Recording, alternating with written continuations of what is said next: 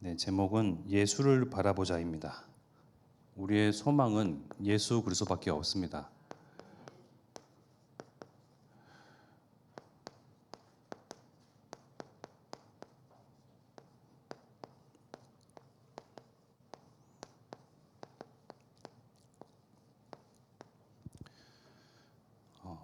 우리는 그동안 인생을 살면서 많이 속아왔습니다.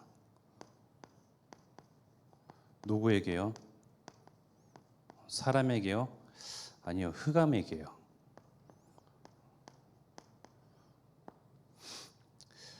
당해왔습니다.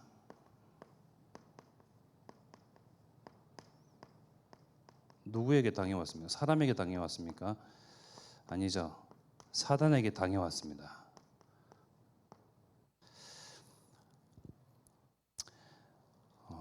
우리는 늘 속아왔고 당해와서 나라는 존재에 대한 그 가치를 아무도 몰라요. 성공한 사람들도 그 성공한 그 모습이 자기 자신인 양 그것 가지고 의기양양해서 어깨가 막 으쓱하고요, 콧대가 높아지고요. 결국 가지고 있는 그 재물 가지고 뻐기고 기뻐하고 가치를 거기에 두는 거지요. 그 사람 본연의 그 가치 아무도 몰라요. 그러면 반대로 실패하고 또 없고 부족한 사람들은 마찬가지로 없는 것 가지고 실패해 왔던 그런 삶을 보며 자신의 그런 가치를 정말 현격히 알지 못하고 스스로를 막 이렇게 낮춥니다. 그래서 과하게 오만한 사람이나 또 너무 이렇게 스스로의 삶을 비참하게 두고 실패한 그 인생, 나는 무가치해, 무쓸모해 하고 그 가치를 모르는 사람이나 본질은 똑같아요. 본질. 사람은 어떤 존재입니까? 사람은 하나님에게 있어서 그 어떤 것으로도 대체 불가한 그런 존재입니다. 하나님에게 있어서요. 존재 자체가 하나님 보실 때는요, 우리가 생각하는 그 이상 가치를 가지고 있는 게 사람이에요. 왜? 그 사람을 하나님께서 창조하셨거든요. 창세기 1장 이렇게 보시면 천지 창조에 대해서 말씀이 나오죠. 그래서 창세기 1장 26절의 말씀에 보면 이런 말씀이 나옵니다. 하나님께서 천지 모든 것을 다 창조하시고 마지막에 사람을 창조하시기 이전에 무려 의논을 하세요. 계획을 수립하십니다. 성삼위 하나님께서 머리를 맞대시고 꿈을 꾸세요. 26절 하나님이 이르시되 우리의 형상을 따라 우리의 모양대로 우리가 사람을 만들고 그들로 바다의 물고기와 하늘의 새와 가축과 온 땅과 땅에 기는 모든 것을 다스리게 하자 하시고, 하나님의 형상을 만들자 라고 성삼위 하나님께서 이 뜻의 원네스를 이루십니다. 우리가 몇 사람이 모여서 우리 이거 해보자, 우리 사업을 해보는데 이걸 해볼까?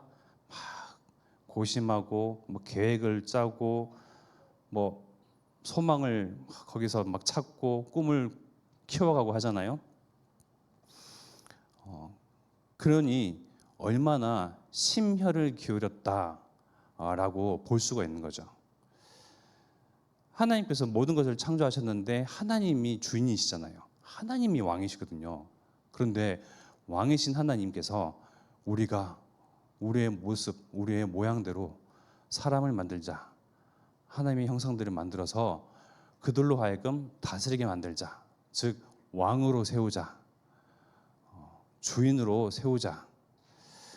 그만큼 하나님에게 있어서는 사람이란 하나님에게 있어서 즉 저와 여러분이라는 존재는요 어떤 것으로도 대신할 수 없는 대체 불가한 존재입니다.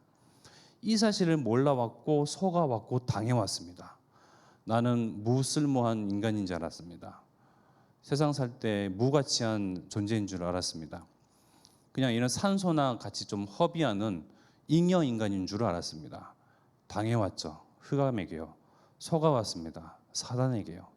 하나님은 말씀을 통해서 나의 가치, 나의 본질을 자꾸 드러내시는데요. 또 27절의 말씀에 보면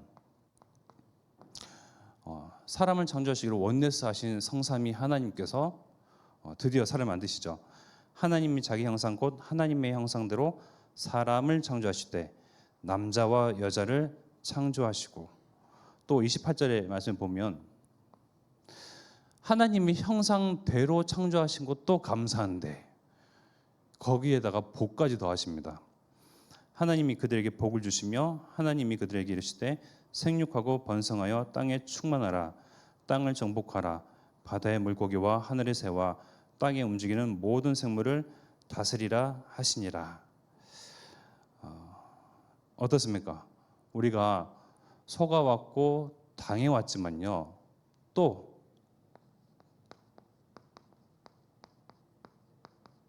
빼앗겨 왔습니다. 모든 것을요. 하나님이 다스리라 한 것, 하나님이 너희 것이라 한 것, 너희 소유다라고 명하신 것, 복을 주신 것, 모든 것을 다 빼앗겨 왔습니다. 누구에게 그랬습니까? 바로 그 존재가 나오죠. 이런 하나님의 시각, 하나님의 시선에서는 대체 불가한 정말 모든 신멸, 또 모든 정성, 하나님의 모든 소망, 꿈, 보물, 보석과 같은 존재, 그것을 무너뜨리기 위한 이 사단의 간계를 보십시오. 하나님과의 원수인 사단은요, 최종 목적이 하나님의 마음을 무너뜨린 거거든요. 하나님의 마음을 무너뜨릴 수가 있겠습니까? 하나님의 창조하신 세계를 무너뜨릴 수가 있겠습니까? 하나님과 원수됐다고 표현했지만 하나님과 감히 원수가 될 수 있습니까? 그야말로 잽이나 되겠습니까? 잽도 안 되잖아요. 잽도 안 돼요. 잽거리도 안 되는데 그래서 사단은 하나님을 공격하는 것이 아니고요. 하나님의 형상들을 공격합니다. 범죄하게 만들죠. 그것이 창세기 3장 문제. 창세기 3장 문제가 왜 범죄입니까? 사단은 얼마나 간계하냐면요. 또 얼마나 이 지혜가 뛰어나고 또 이 책략 계략가 있냐면 뱀에게 들어가서 하와를 깹니다. 우리가 삶을 살면서 사기를 당할 때가 여러 번 있죠. 사기꾼들은 자기가 사기꾼이라고 말을 안 합니다. 굉장히 친절하죠. 우리 말을 잘 들어줍니다. 이해해 주는 것 같아요. 그래서 어려움을 같이 이제 막 좀 공유하고 또 봐주는 것 같고, 그래서 여기에 투자를 하면 그 수익금이 얼마만큼 50%, 100%, 200% 좋은 거에 있는데 이러면서 꿰죠. 역시나 그들의 압이 사단의 계략을 보십시오. 보면 창세기 3장 1절이죠. 그런데 뱀은 여호와 하나님이 지으신 들짐승 중에 가장 강교하니라. 뱀이 여자에게 물어 이르되 하나님이 참으로 너희에게 동산 모든 나무의 열매를 먹지 말라 하시더냐. 그러면 그 얘기를 딱 들을 때에 하와의 마음은 어땠을까요? 야, 이게 지금 뱀의 상태가 이상하다. 평상시에 뱀이 아니야. 뱀은 처음부터 그렇게 흉물스럽게 막 생긴 그런 동물이 아니었죠. 강교하죠. 지혜가 뛰어나죠. 우리가 개를 좋아하듯이 고양이를 좋아하듯이 그들보다 더 뛰어난 이 지능을 가졌던 뱀이기 때문에 경계심이 없었습니다. 하와에게는 경계심이 없었던 그런 하와가 뱀의 말을 들었을 때 아니 이 동산의 모든 나무를 다 먹을 수 있어. 그러면서 뱀의 말 그런데 동산 가운데 있는 나무의 열매는 너희가 못 먹지. 어떻습니까? 우리가 다 소유하고 누리고 정복하고 내가 원하는 대로 취해요. 그런데 그런 권위에 대한 도전을 받는다예요. 도전을 받는답니다. 도전을 받는다면 어떻습니까? 자존심이 상하겠죠. 사단의 말이 하나님이 참으로 너희에게 동산 모든 나무의 열매를 먹지 말라 하시더냐? 아닌데 다 먹을 수 있는데 다 먹을 수 있는데 그러고 보니까 동산 가운데 있는 선악과는 그러고 보니 그렇네. 내가 다 먹고 살았는데 다 누리고 살았는데 저건 뭐라고? 내가 주인인데 내가 이 에덴 동산의 왕인데 왕비인데 그러죠. 그러니까 그 권위에 대한 도전을 받으니 자존심이 상하는 거죠. 그래서 사단의 말을 듣고 다시 한번 보니 이제 먹음직스럽죠. 탐스럽습니다. 얼마든지 손을 뻗으면 내가 내 의지로 손을 뻗으면 취할 수 있는 그 선악과 별거 아닌 것처럼 보이는 거예요. 그 마음을 사단은 알고 또 간교하게 또 그런 관계를 펼치는데요. 결국 무엇입니까? 선악과를 취했다, 먹었다 그 문제 이전에 하나님의 말씀 언약에 불순종했다 이 말입니다. 불순종.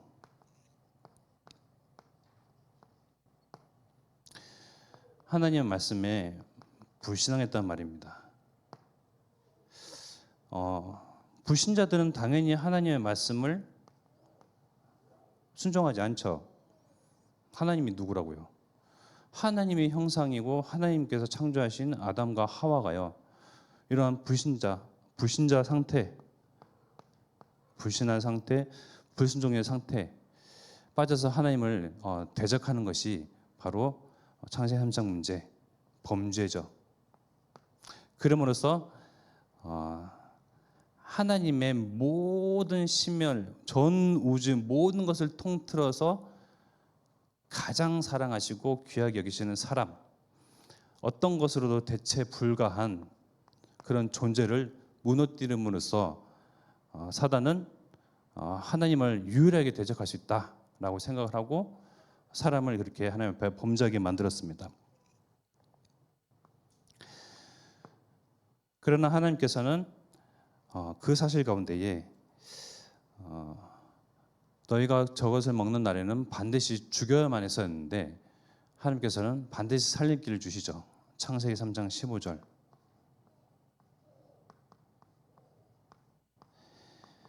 여자의 후손에 언약을 주십니다.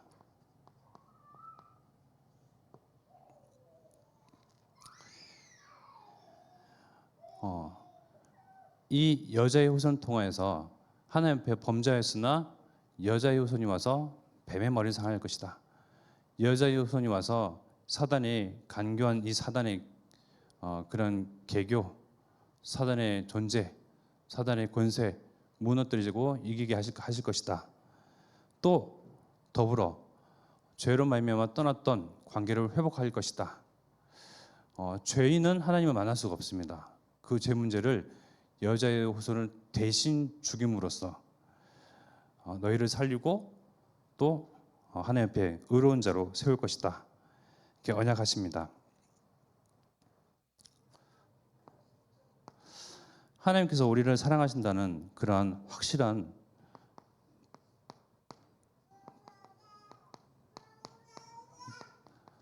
보증이 되고요. 반증이 되는 사실. 바로 로마서 5장 8절입니다.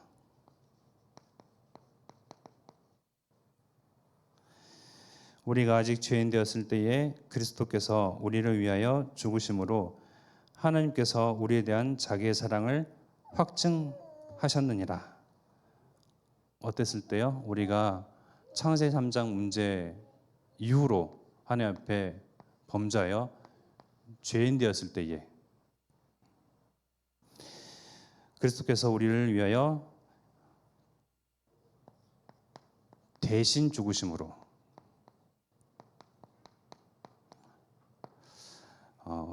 하나님이 우리에 대한 자기의 사랑을 확증하셨습니다. 십자가에서 죽이심으로 예수님이 우리에 대한 사랑을 확증하셨습니다. 십자가에서 우리를 대신하여 죽으심으로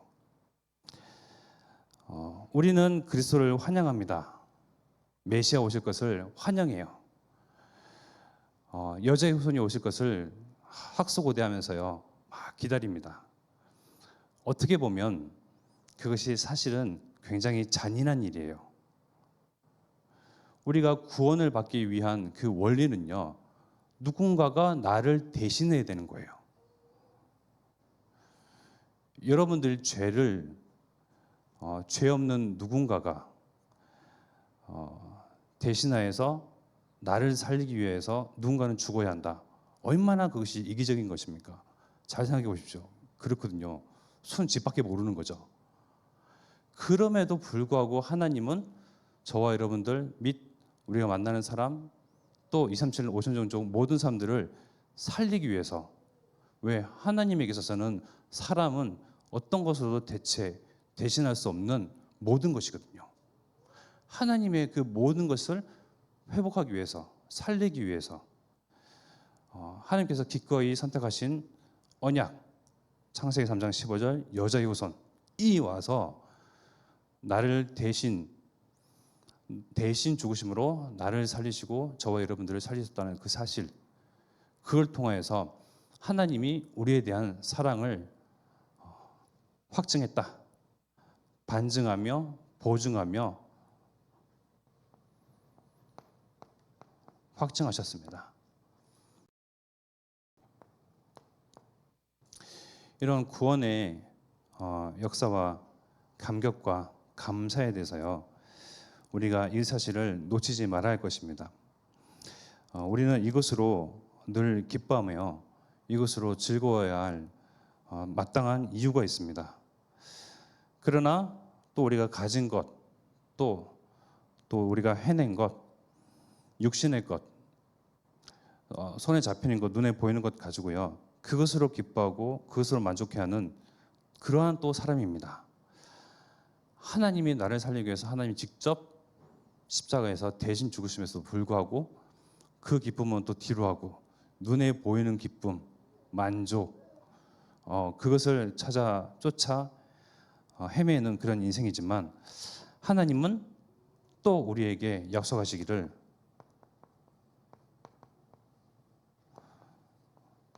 성령을 우리에게 선물로 주신다. 성령 충만, 그 은혜를 우리에게 주십니다. 육신에 반응하고 육의 것으로만 만족하고 거기에 가치를 두는 사람이지만요, 하나님은 우리를 또한 성령의 사람으로, 성령의 이끌림 받아서 증거하고 또 선포하고 빛을 드러내고 그리스도를 아는 냄새를 풍기고 드러내는 그러한 하나님의 사람으로 우리를 계속 성화시켜 가십니다. 지금의 나의 위치, 지금의 나의 모습에 안주하지 마실 것은 하나님께서 우리를 계속 갱신시켜 가지고 변화시켜 가지고 은혜 주시고 필요하다면 힘을 더하시고요. 날마다 또한 말씀과 언약 강단 통해서요, 우리를 그리스도의 증인으로 세워가십니다. 하나님은 지금도 일하고 계세요. 우리를 하나님의 증인 세워가십니다. 그리스도의 증인 세워가시고요, 그리스도의 참 제자로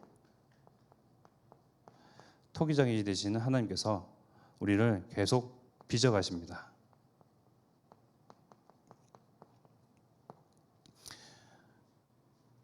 여자의 우선 그리스도 예수를 나의 구주로 삼고 주인으로 모셨음에도 불구하고 나의 모습은 왜 그렇습니까? 라고 지금의 현실에 또 우리는 그 모습을 보고 실망하고 실족합니다. 그러나 하나님은 내 안에 성령을 두시고 그 성령께서는 나를 위하여 끊임없이 말할 수 없는 탄식으로 기도하시며요. 결코 우리가 실족하지 아니하고 좌절하지 않고 낭망하지 아니하도록 우리에게 힘 주기를, 은혜 주시기를, 또 치유해 가시기를 원하십니다. 즉 우리는 혼자 있는 존재가 아니죠. 이제는 임마누엘로 하나님께서 우리와 함께 하십니다. 혼자 있다고 생각하시죠?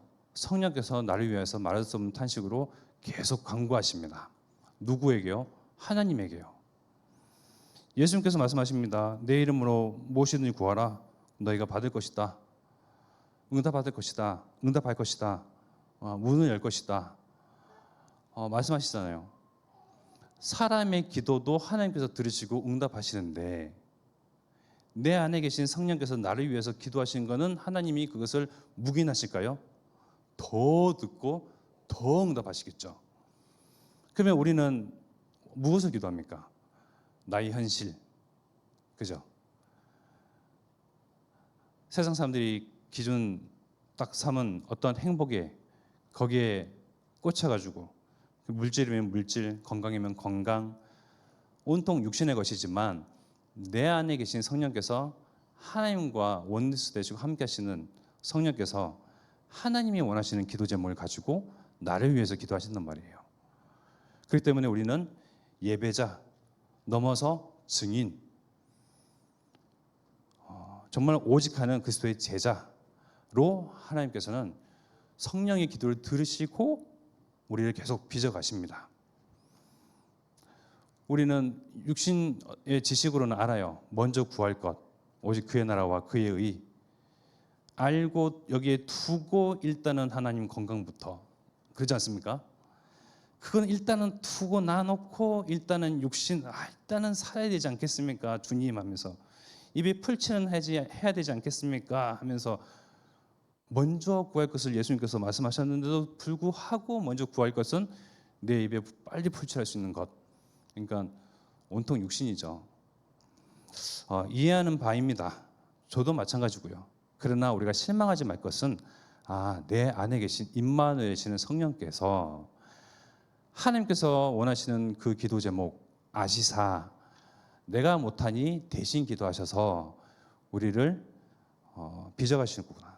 증인으로 제자로 그런 성령 하나님 또 나를 위하여서 죽으신 예수 그리스도 나를 어떤 것으로도 대체 불가한 존재로 여기시는 하나님 성삼위 하나님으로 여러분은 충만하시고 그것으로 기뻐하시고 만족하시고 참 행복한 행복자 되기를 축원드리는 바입니다. 그래서 히브리서 12장 1절에서 2절 말씀에 보면요. 우리가 실족하지 아니할 이유, 실망할 필요가 없는 이유, 낙심은 우리의 것이 아니다. 분명히 이거 나오죠. 12장 1절에 보면 이러므로 우리에게 구름같이 둘러싼 허다한 증인들 누굽니까? 히브리서 11장의 증인들이죠. 그 허다한 증인들이 있으니 모든 무거운 것과 얽매이기 쉬운 죄를 벗어버리고 인내로서 우리 앞에 당한 경주를 하며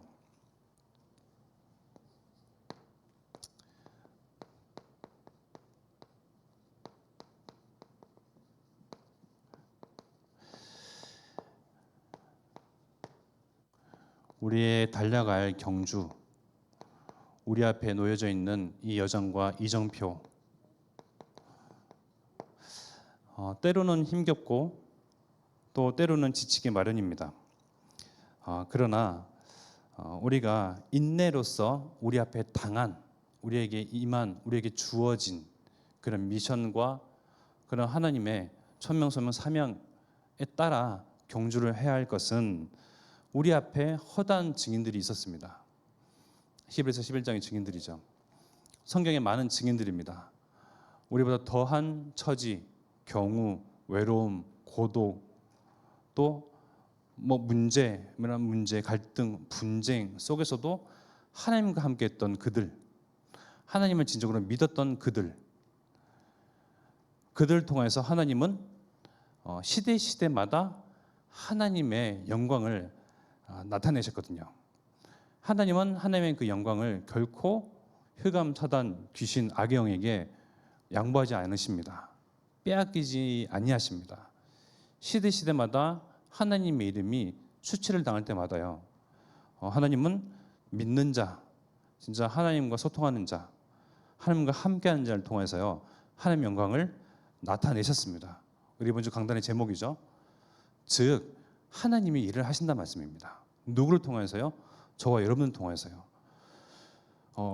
그래서 이러므로 우리에게 구름같이 둘러싼 허다한 증인들이 있으니 모든 무거운 것과 얽매이기 쉬운 죄를 벗어버리고 인내로써 우리 앞에 당한 경주를 하며, 그리고 2절에 보면 믿음의 주요 또 온전하게 하시는 이인 예수를 바라보자.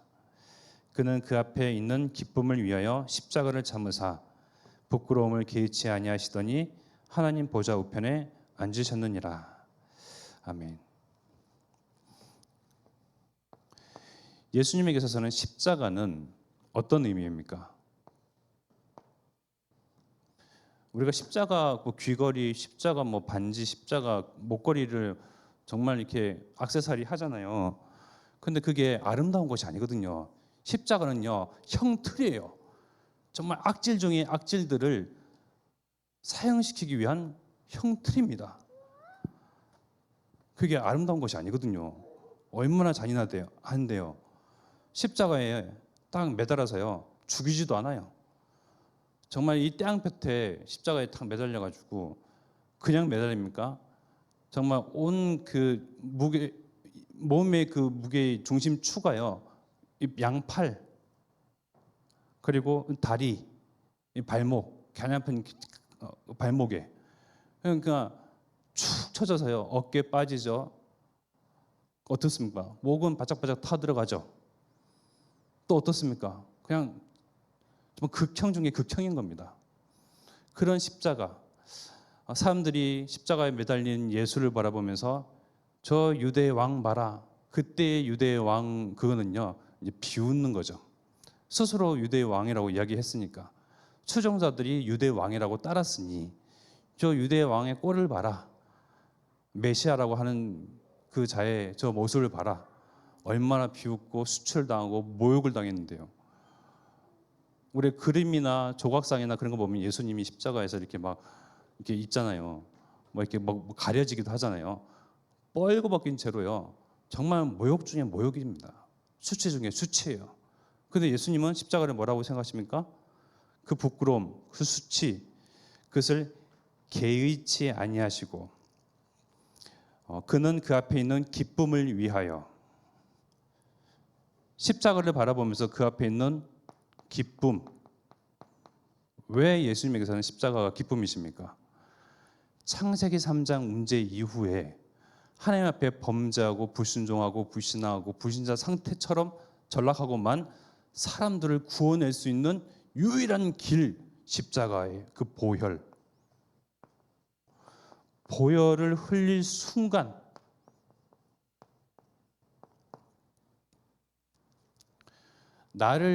저와 여러분들을 사랑하시사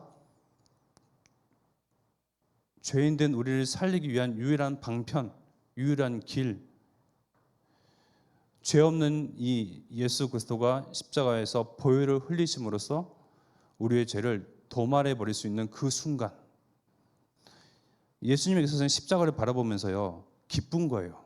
나를 살릴 수 있는, 그러니까 하나님의 아들과 딸들을 살릴 수 있는, 죄인이지만 그래서 보혈로 말미암아 의롭게 할 수 있는 그 유일한 길이시기 때문에 예수님에 있어서는 십자가는 기쁨이었습니다. 부끄러움을, 수치를, 수모를 개의치 아니하셨습니다.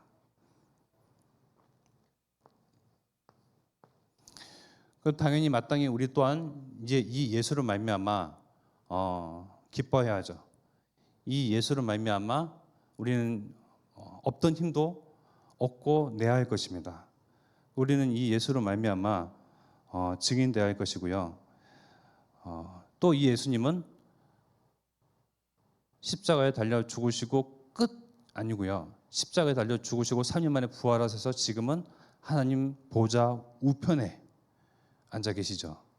능력이 있으신 하나님, 만왕의 왕이 되신 우리 예수 그리스도.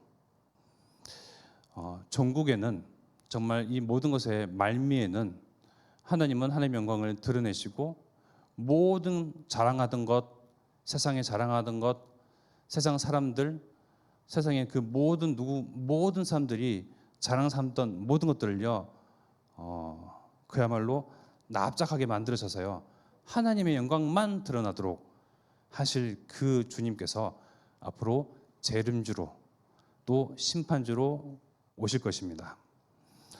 그 예수를 바라보자. 예수는 결코 힘이 없으신 분이 아니십니다. 예수는 천주교에서 말하는 아기 예수에만 그치는 것이 아니고요, 그저 십자가에서 고통만 당하시는 예수가 아니고요, 지금 하나님 보좌 우편에 앉아 계셔서 왕으로서 주인으로서 이 시간 우리와 성령으로 임만을 하십니다. 그 예수를 바라보자. 우리가 홀로 있습니까? 나약합니까? 연약합니까? 예수를 바라보면요, 하나님께 주시는 특별한 힘이 있습니다. 물리적인 힘을 가지고 힘이라고 말하는 것이 아니죠. 갈등과 분쟁과 난리와 또 여러 가지 상황 속에서 이 예수로 말미암아 내 마음이 평온하고 평안할 수 있는 것이 힘. 다 자신의 밥그릇을 위해서 싸우고 사기치고 머리를 맞대고 하는 그 가운데서 예수 보혈, 예수 그리스도, 예수 생명, 능력, 예수로 말미암아 삶의 가치, 의미, 또 예수를 통해서 나의 참 가치를 아는 그 참 지혜와 지식, 깊이 높이 길이, 그것이요 우리의 힘. 그래서 하나님은 저와 여러분들의 당해왔고 속아왔고 빼앗겼던 것을, 모든 것을 예수를 통해서요 회복시키시기를 원하십니다. 회복시키기 원하시는데 우리가 받아야죠.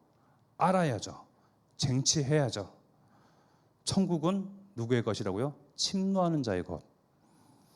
천국을 그냥 내비두는 것이 아니고요. 자, 천국을 침노하려면 어떻게 해야 되겠습니까? 천국의 문을 열어야죠. 천국의 문을 열려면 키는 어디 있습니까? 우리 주머니에. 여러분 주머니에 넣었다가 빼보십시오.